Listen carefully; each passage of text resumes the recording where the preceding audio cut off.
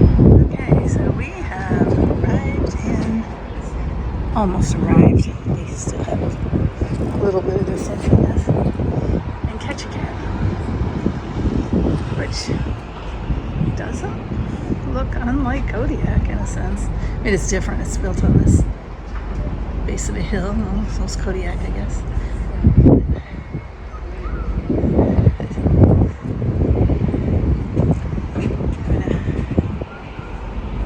Boat harbor right downtown, and some of the buildings.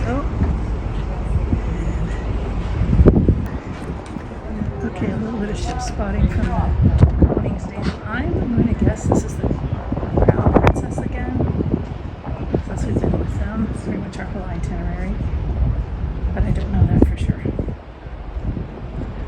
And I don't know what happened to the Euro Dam that used to be with us, but I didn't see it in Glacier Bay. But there are a limited number of ships that are allowed into Glacier Bay. So.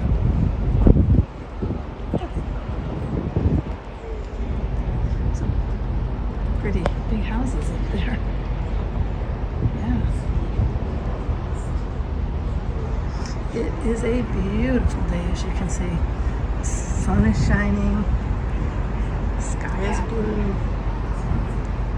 Please stay that way. And all of you.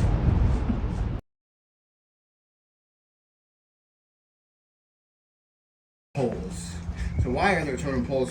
Well, there is no written language for the Tlingit and Haida Tsimshians, so this would be their main mode of remembering stories or passing. So what time period we're going to the chief down? Oh, they also are carving paddles. Did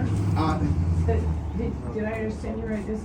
Right here we have a thunderbird, and it's carrying an orca with its talons.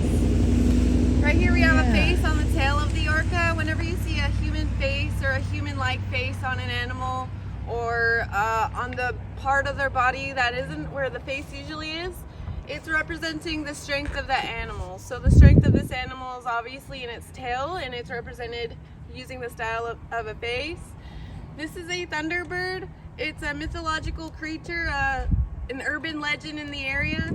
Thunderbirds, every time they flap their wings or fly into the sky, rain, thunder, lightning, that kind of stuff, and it carries whales to the tops of mountaintops. The reddish brown and the black. Right before the beaver clan house, we have two house posts. These are both ravens. If you want to know the difference between a raven totem crest and an eagle totem crest, it's in the beak. The beak is going to be longer and straighter if it's a raven, and if it's an eagle, it's going to be shorter and it's going to curve downwards. So these are two ravens. One is carrying the moon and one is carrying the sun. Store, which is across the street. All the proceeds go to the Alaskan Native. I'm just taking a picture. Huh? Yeah, 15 minutes. I'm thirsty, so.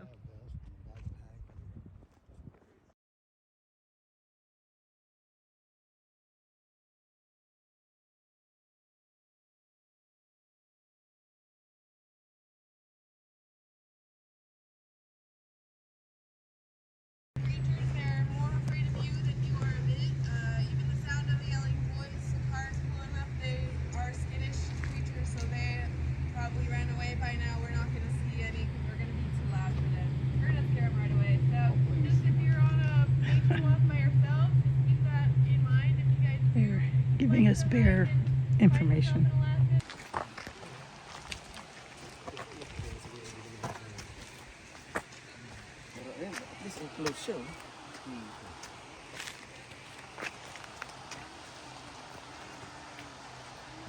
Oh, there's a waterfall.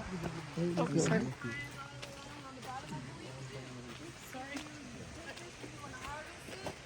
Take the vine, scrape all the spines off of it. Then you get that same knife, you crack it open, then you scrape out the stuff that's inside, and you can make a salve out of it. It's called Devil's Club Salve. They sell it in all the gift shops downtown. It can heal burns, it can alleviate ailments, it can alleviate joint pain, muscle strain. So that's Devil's Club. It's a natural remedy.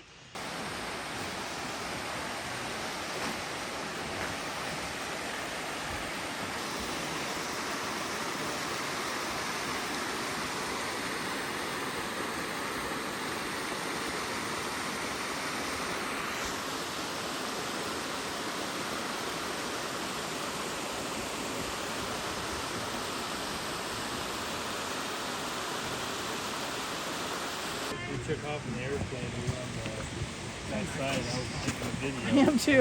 I keep pulling my sleeves up and they go down. She says we're about ready to start our nature walk. I thought we were on it already. Yeah.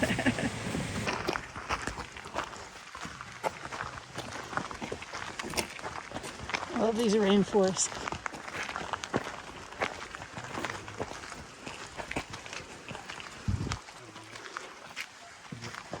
And there's the cabbage. We got a big old gnarly cedar tree ahead of us. Oh yeah, look at that. Root system. I think she's going to tell us about it.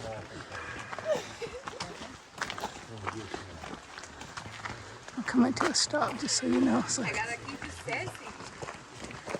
Huge tree, and they chopped it down, and they actually used these bigger trees to build the cannery itself. So they didn't have to haul wood all the way from wherever to build it. They just used the natural resources around in the area. And so this place was built over 100 years ago using the woods that you see around you. So we do ask, please no smoking on the property. We don't want to lose another cannery to another fire.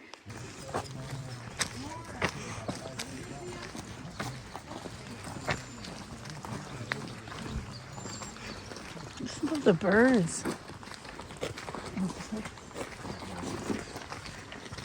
Leftover pieces of everything. This is actually where they housed and lived the Norwegian men. Bachelors. So their walls were a lot more loftier. They had a little bit better living arrangement.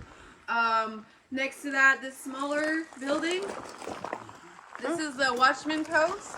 They had to hire someone to watch over their cannery and their traps and all their fish and the property during the nighttime because they were stealing all the fish. One of the fish traps, one of the remaining fish traps that they used here at the cannery. So they would reel that fish trap out into the tide when it was high, and then it would allow a pocket to form in the water where fish would swim into it and get trapped there. And then they would just haul it straight to the cannery. This building with the stilts left got lost in a fire. This was the mess hall. This is where they would cook and eat their food.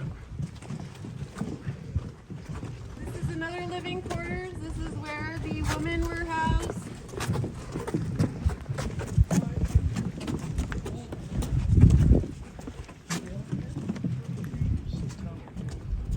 This more modern house is the property caretakers.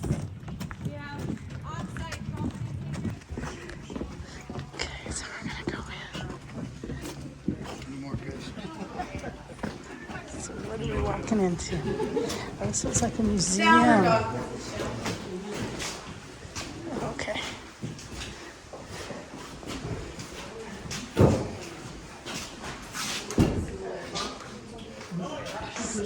So they said they left their paperwork just sitting there when they closed the cannery.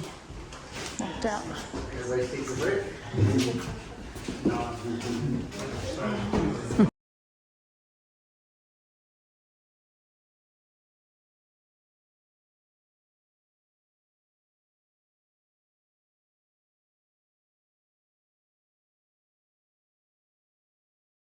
Hydraulics, they would actually be pulling these fishing by hand. So if you can imagine pulling it 3 miles of line by hand. And then they'd have a bunch of guys on the back of the boat, because some of the halibut, actually, right here is a good example of a 459-pound halibut that was caught in Alaska. So if you can imagine trying, 3 or 4 guys trying to get that thing aboard, that'd be hard to do. So, What was the average size? around 100 pounds.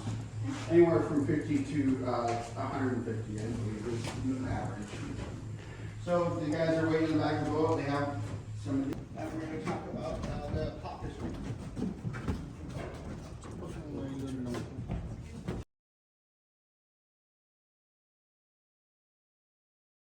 Back about shrimp, and then we'll head this way. We'll continue talking about the salmon industry. That's great. I got the pot fishing. Okay. I'm taking a picture of the little pots. But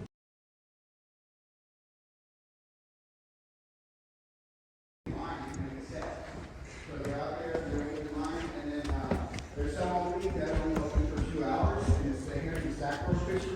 This is the where cannery. these guys are out there, and they're lucky to make one set, and then in that one set they actually make $1 million. And it's from the herring, it's from the sac roe that's actually inside the herring still. So they harvest it from inside the herring. It's the herring sac roe fishery. So. And then a lot of boats, like if they didn't get a chance to make a set, a lot of boats they went under. They couldn't. This is trolling. This is probably the most popular type of fishing here in Alaska. Trolling actually just means moving forward all the time, always moving forward. So this looks just like my parents' boat right here. This is a boat I grew up fishing on, just like this. And it was just a hand troller, meaning that we hand cranked everything. So we didn't have hydraulics. I was the hydraulic. I had to crank, so I had to crank up each side. So every time I went to the right side, I'd use my right arm, and then on the left side, I'd use my left arm. So I didn't have one strong arm.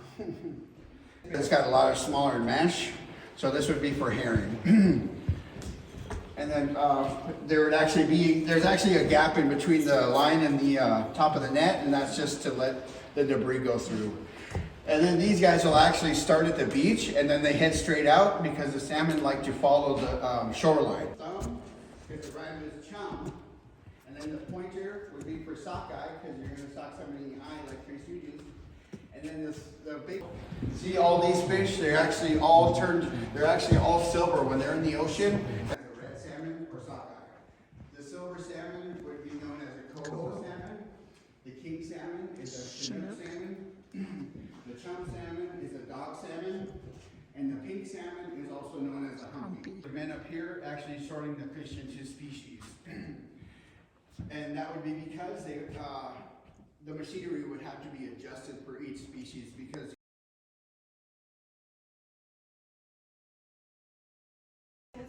he absolutely intrigued by the simple mechanics of a canning line. So he took 2 years of his life.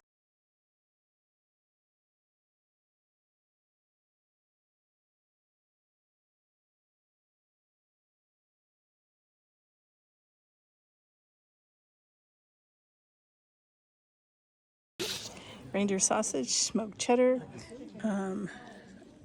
I forgot what kind of berry that is. Smoked salmon, king salmon, pineapple, and I think I'm guessing this is chicken.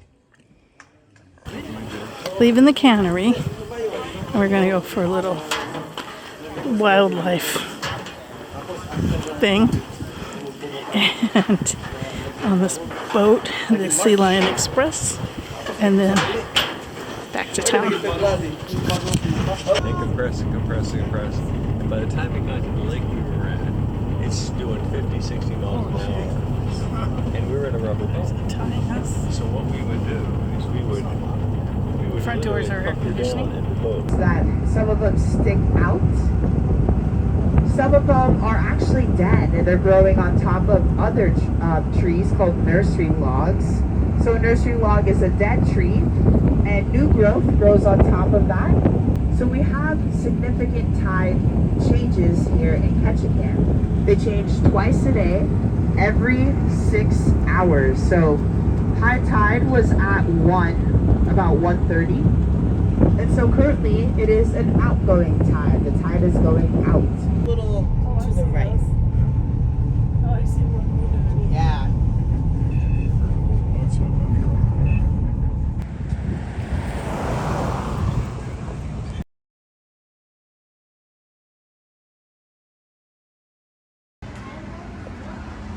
They still sell furs here. Oh, look, there's a bunch of Eskimo dolls, Joe.